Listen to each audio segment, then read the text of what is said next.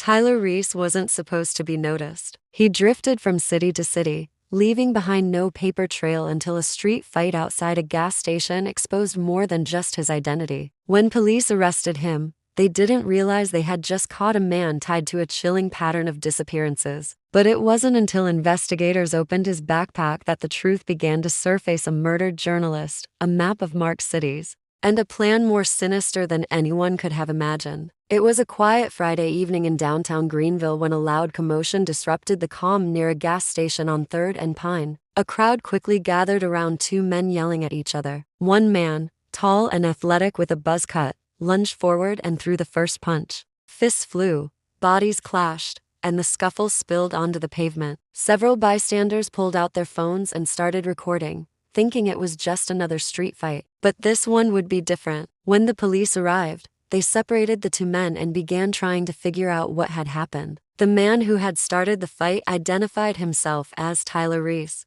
Though his demeanor was oddly composed, too controlled for someone who'd just been in a public brawl, Tyler didn't have any identification on him, which raised the officers' suspicions. When they searched his backpack, what they found changed the tone of the encounter entirely. Inside was a well-worn map with multiple cities marked in red circles, a basic burner phone with no contacts, and a disturbing printed photo: a man tied to a chair in a dimly lit room, bruised and visibly distressed. It wasn't the kind of image someone would carry by accident. The officers took Tyler into custody while detectives from the Violent Crimes Unit were called in to review the contents of the backpack. A quick check on the photo led to a startling discovery. The man in the image was Roger Malik, a freelance investigative journalist who had been reported missing 3 weeks earlier. He was last seen attending a closed-door meeting with a source tied to a local corruption scandal. His sudden disappearance had sparked some interest, but no solid leads had been found until now. Tyler offered no explanation for the photo,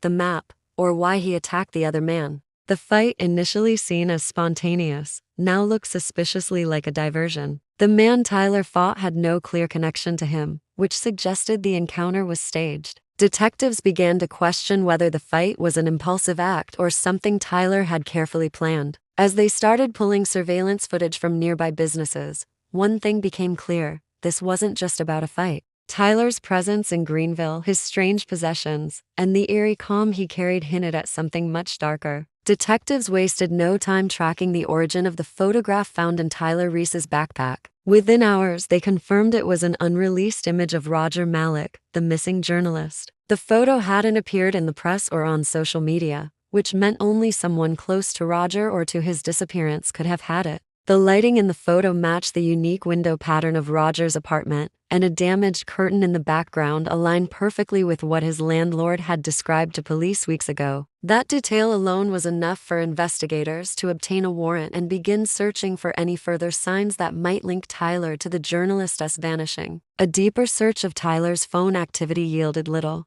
The burner device contained no calls, no texts, and no apps clearly wiped before use. However, a data specialist found one anomaly: a deleted GPS ping from 2 weeks prior, about 50 miles outside Greenville. Officers followed the signal, and it led them to a forested area near an abandoned service road. It was isolated, quiet, and showed no signs of recent traffic. But as they swept the area, a cadaver dog alerted near a shallow depression in the ground. The grave was hastily covered with leaves and loose soil. Inside, they found a human body wrapped in a tarp, later confirmed to be Roger Malik. The medical examiner determined he had been dead for approximately 3 weeks, and the cause of death was blunt force trauma to the head. Ligature marks on his wrists and ankles suggested he had been bound for several days before he was killed. Roger's disappearance, initially dismissed as another case of a reckless freelancer gone off-grid, now pointed to something sinister. Investigators returned to Tyler with the news of the discovery, hoping the gravity of the situation might shake a confession out of him. But Tyler remained silent, showing no reaction whatsoever. His lack of emotion only deepened the mystery. Why had he targeted Roger? Was it random, or part of something larger? And what about the map found in his bag? Did the other circled cities mark future victims, or were they linked to crimes that had already occurred? With one confirmed murder on their hands, detectives knew they had only scratched the surface of a much larger puzzle. As detectives expanded their investigation, the map found in Tyler's backpack became the focal point. It featured 5 cities, each with a red circle around a specific neighborhood or intersection. Greenville and the forest where Roger Malik's body was found matched the first location. The second was a downtown area in Chicago. Detectives cross-referenced the coordinates and discovered something chilling: a college professor named Elena Goss had gone missing from that exact spot just 6 months earlier. Her case had gone cold after minimal evidence was found. Elena was known for her academic research on surveillance abuses in private security sectors, and she had made several enemies among government contractors and corporate clients. A pattern was beginning to emerge.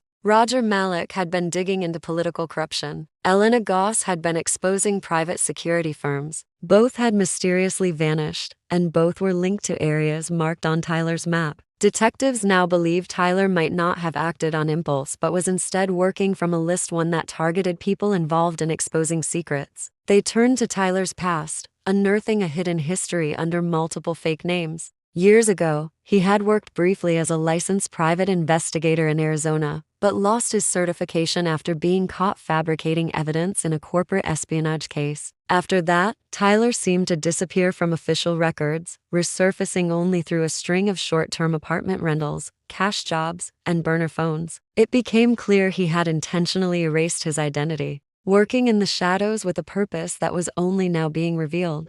Authorities now considered Tyler more than a murderer; he was potentially an assassin targeting truth-tellers. What unsettled them further was the realization that Elena's case had no suspects, no evidence, and had been nearly forgotten. If not for Tyler's arrest during a street fight in Greenville, no one would have connected her disappearance to him at all. Detectives pushed forward, assigning teams to every other location marked on the map. Meanwhile, cybercrime units began analyzing Tyler's online footprint, or what little remained of it. They suspected he wasn't working alone. His movements were to clean, his identities to well-prepared. Someone with resources had either trained him or paid him. But the one thing that still haunted investigators was the possibility that other names were already crossed off, victims they hadn't found yet, buried in cities that never made the news.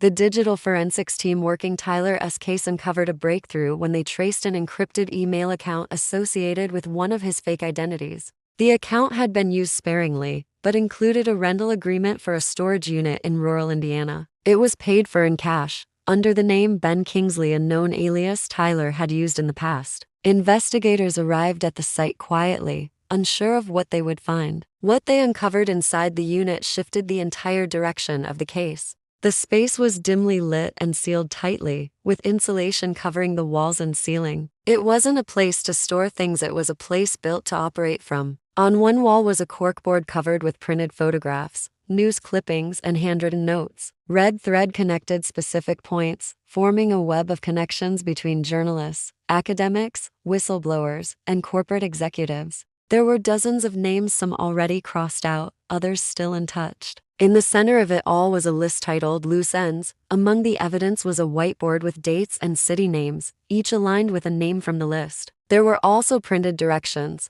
hotel receipts, and gas station maps, all marked up with Tyler's distinctive red ink. Police found multiple burner phones, all wiped but recently used, and several fake identification cards with high-quality laminates, some with Tyler's face, others altered enough to suggest a small team could have been operating. The most disturbing discovery was locked inside a large metal trunk. Within it were small external hard drives, a blood-stained jacket, and a leather-bound notebook. Inside the notebook were detailed entries describing surveillance routines, target weaknesses, and possible exit points. One entry described RM speaks too much, collecting files, needs to be silenced, a chilling reference to Roger Malik. Another entry read e.g. publishing soon, tech link confirmed. It was now undeniable that Tyler had been documenting and planning his actions long before Greenville. The journal's contents suggested not only methodical targeting but also a deeper awareness of each victim's work. He knew who they were,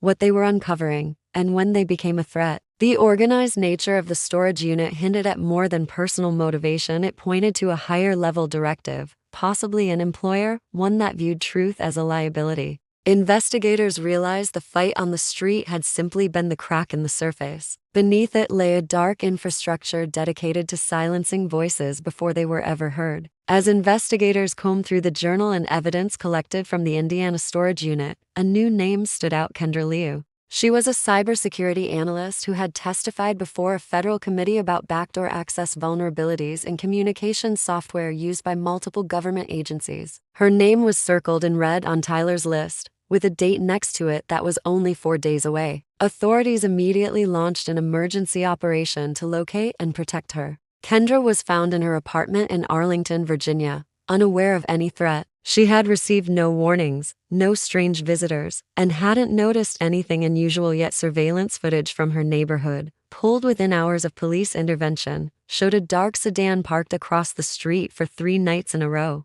Its license plates were stolen and the driver, seen only once through a blurry reflection, resembled Tyler. The timeline confirmed that he had been watching her before his arrest. Kendra was placed under federal protection as agents widened their investigation. But the final twist came when analysts traced a cryptocurrency transaction found in Tyler's journal. The payment, sent days before Roger Malik's disappearance, had passed through multiple anonymized wallets and led to an account linked to a now defunct private military firm based overseas. The firm had a reputation for operating in gray zones, conducting intelligence gathering, sabotage, and covert protection for corporate and political clients under the guise of risk mitigation. This suggested that Tyler may not have been acting alone or even of his own accord. He was potentially a hired tool, trained, funded, and given a mission: eliminate individuals who posed a threat to powerful interests. The fact that he had names, dates, and surveillance routines meant someone had provided him with extensive dossiers,